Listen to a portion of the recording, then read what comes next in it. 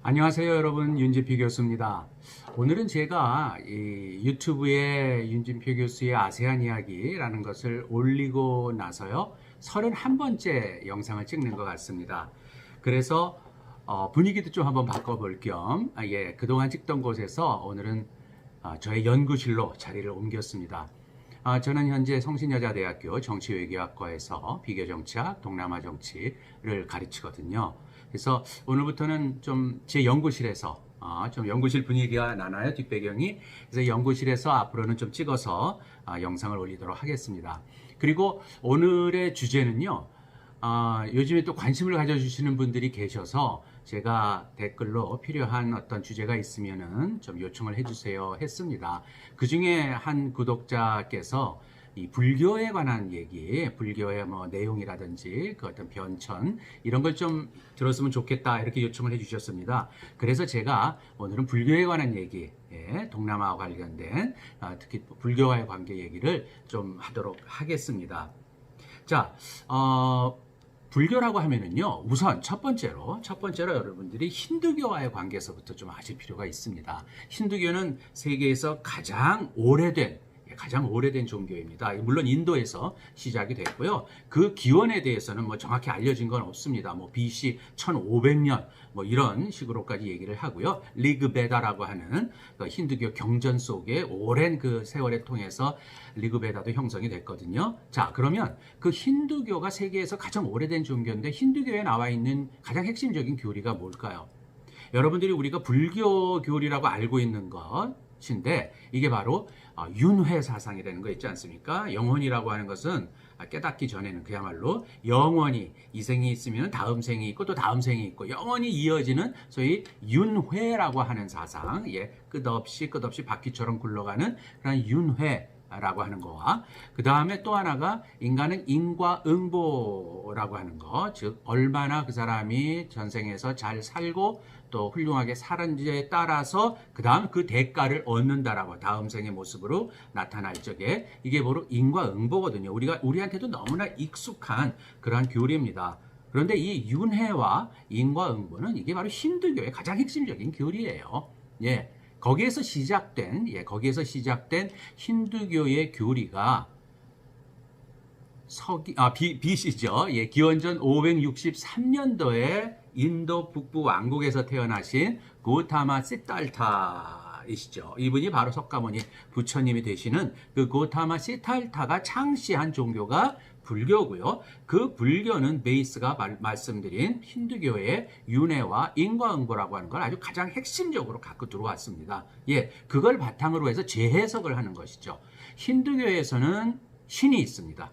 신의 존재가 있죠. 브라마가 있고 창조를 하는 브라마가 있고 또 뭐 생산을 해내는 비슈누라든지 시바, 파괴의 시바신 또 그로부터 체현되는 수많은 신들이 존재하는 종교가 힌두교인데요. 이런 신의 존재가 불교에는 고타마 시탈타의 불교에서는 교리는 윤회와 인과응보에 다 있습니다만은 이것을 해석하고 어떻게 이런 것을 그러니까 하나의 인간의 그 깨달음을 얻게 하는 데 있어서는 전혀 다른 이제 교리 쪽으로 넘어갑니다. 이게 힌두교와 불교의 유사성에서 이제 차이점이 나타나는 것은 불교에는 신이 존재하지 않습니다. 즉 인간이 존재합니다. 그러니까 사람과 사람 사이에 소위 평등주의라든지 하는 것을 근본으로 갑니다. 그래서 불교에서는 신은 존재하지 않고요. 오로지 뭐예요? 이러한 윤회와 인과응보라고 하는 그 교리 속에서 이러한 고리를 끊어내는 소위 깨달은 자죠. 깨달은 자라고 하는 것이 바로 부처이지 않습니까? 부다죠. 이 부처가 되는 길, 그 깨달음을 통해서 그 다음에 힌두교에서는 고행이라든지 어떤 심각한 어떤 자기 그 희생에 의해 가지고 이러한 어떤 뭐 윤회를 한다라고 하는 것을 가르치는데요. 일종의 고행의 길을 가르치지만 고타마 시탈타가 가르치신 깨달음의 종교인 불교에서는 이것은 하나의 수행이죠. 수행을 통해서 훌륭한 수행을 통해서 깨달은 자 부다가 될 수 있다는 길을 가르쳐 주시고 그것을 실행하신 분이 바로 고타마 시탈타, 우리가 말씀드린 바로 석가모니 부처님이 되시는 것입니다.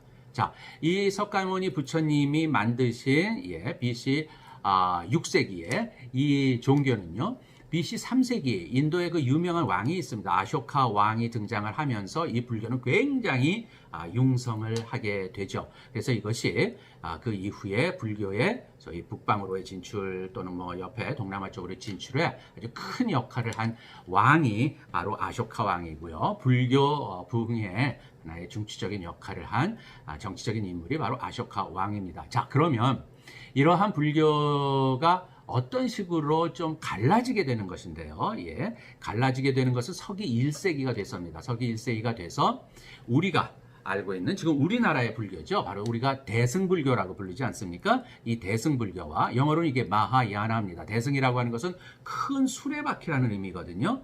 그런데 상대적으로 우리나라 분들은 그럼 우리한테는 우리 불교는 대승불교라고 하면서 저희 남방불교, 예, 동남아에 들어와 있는 불교는 소승불교라고 부르는데요. 우리는 대승이니까 그쪽 좀 작은 거다.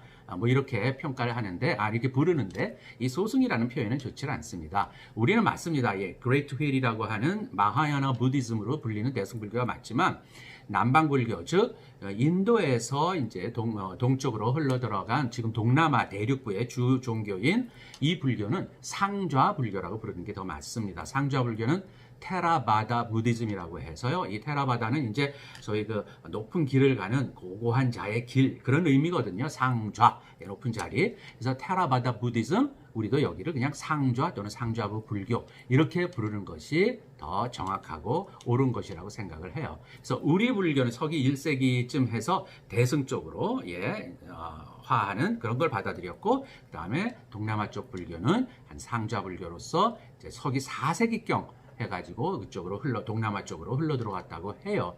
오히려 그 이후에는요, 인도 땅에서는 힌두교가 더 왕성하게 그 자리를 잡고 더 번성을 하면서 불교의 흔적은 오히려 유적으로만 남아있게 되고요. 지금은 오히려 동북아 종교인 대승불교와 또한 동남아 종교인 남방불교로서의 상좌불교인 즉 외지로 퍼져나갔고 인도 땅에서는 오로지 힌두교만 오히려 남아 있습니다.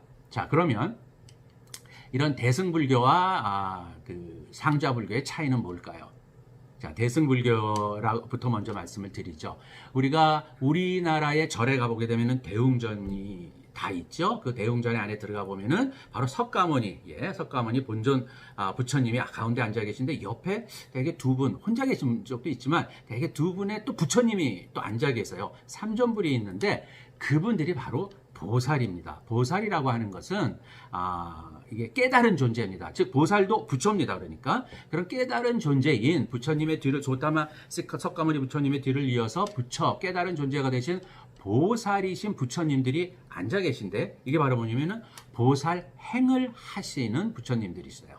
우리 그 대승불교에서는 이 보살들의 도움에 의해서 이런 중생들이, 우리 같은 중생들이 해탈에 이르는, 즉 깨달음을 얻게 하는데 도움을 주시는 보살 행을 매우 강조를 하거든요. 그걸 도와주시는 부처님들, 즉 보살들이 바로 우리가 잘 아는 뭐 관세음 보살 또는 지장보살 또는 문수보살. 그러니까 이런 깨달음을 얻으신 보살님들이 굉장히 많으신데 깨달았음에도 불구하고 이제 해탈에 이르셨음에도 불구하고 이 어려운 중생들을 위해서 이 중생들의 어려움을 그대로 두고 보시기 힘드셔서 이들을 깨달은 자들 깨달게 하기 위한 해탈의 길로 가기 위한 많은 도움을 주시는 부처님들, 깨달은 존재들, 바로 이게 보살이시거든요. 그래서 이게 바로 대승불교에서는 매우 중요한 소위 보살 행위라고 하는 것이 대승불교의 아주 핵심적인 겁니다. 그래서 이게 중생을 제도한다, 중생을 해탈에 이르게끔 도와준다. 바로 이러한 이게 바로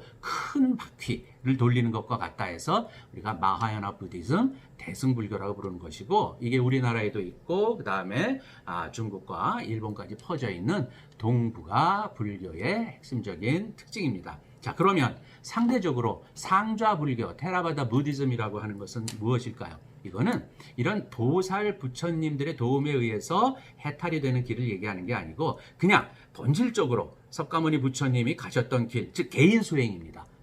개인의 수행과 개인의 노력에 의한 해탈을 지향하게끔 하는 것. 이게 바로 상좌불교의 핵심적인 하나의 행동 규칙이라고 할 수가 있죠. 이겁니다.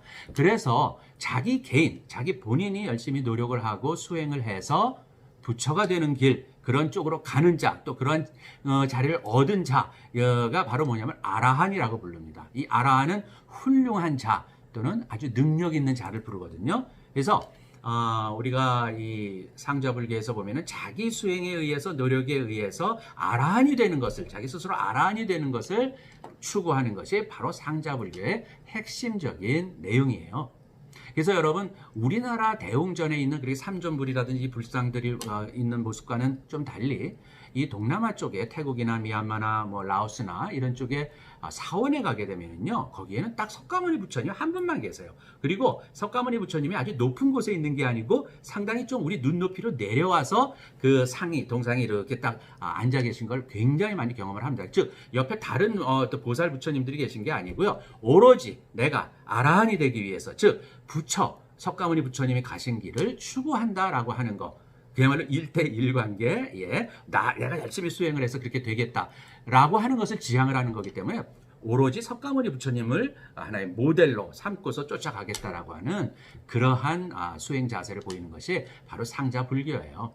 그래서 동남아시아에 가보게 되면은요, 상자불교의 그 사원이라든지 이런 데는 이 누워 계신 와불상이 상대적으로 굉장히 많습니다. 앉아 계신 뭐 석가모니 부처님도 한 분 계시지만 이 누워 계신 와불상이 많은데 이게 바로 뭘까요? 누워 계신 와불상은 결국 이제 해탈에 드신 그 석가모니 부처님의 그 궁극의 모습이죠. 이런 거를 보여주는 거거든요. 그러니까 나도 저렇게 되고 싶다라고 하는 것이에요. 아라한이 돼서 나도 그렇게 되고 싶다라고 하는 거기 때문에 와불상이, 바로 누워 계신 와불상이, 석가모니 부처님의 와불상이 동남아시아에서는 유일하게, 유난히도 많이 있습니다. 이것이 상좌불교와 그 다음에 우리가 따르고 있는 대승불교와의 아주 큰 차이라고 보시면 됩니다.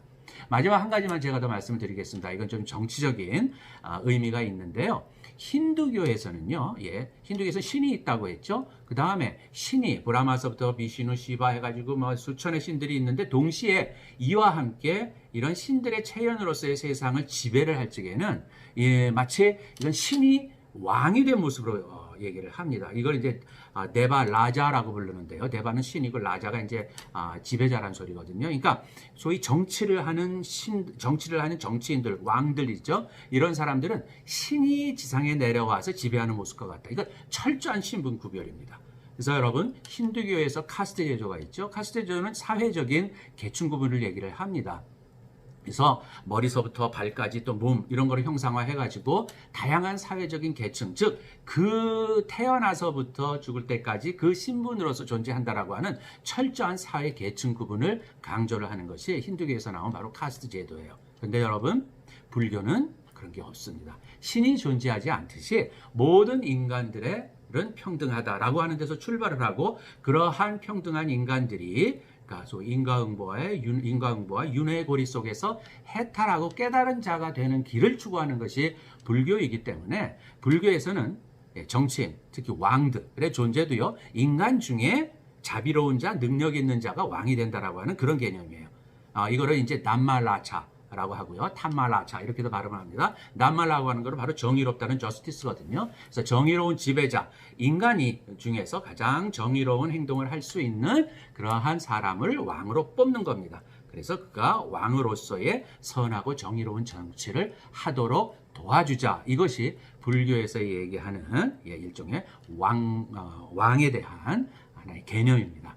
그래도 추가로 알아두시면 좋을 것 같습니다.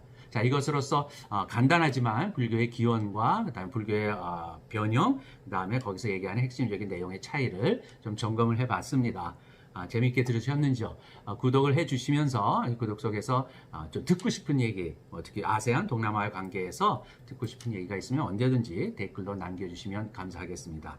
그리고 한 가지 더 추가해서 말씀을 드리면, 다음 시간부터는 제가 이제 좀 옛날 얘기도 많이 했고, 또 사회문화적인 얘기 이런 것도 많이 좀 한 것 같습니다. 앞으로도 계속 틈날 때마다 이런 흥미롭고 또 키워드 중심의 핵심 주제어 중심의 이렇게 여러분들이 알아두시면 참 좋을 얘기, 이런 것들을 좀 집어서 말씀을 드릴 예정인데요.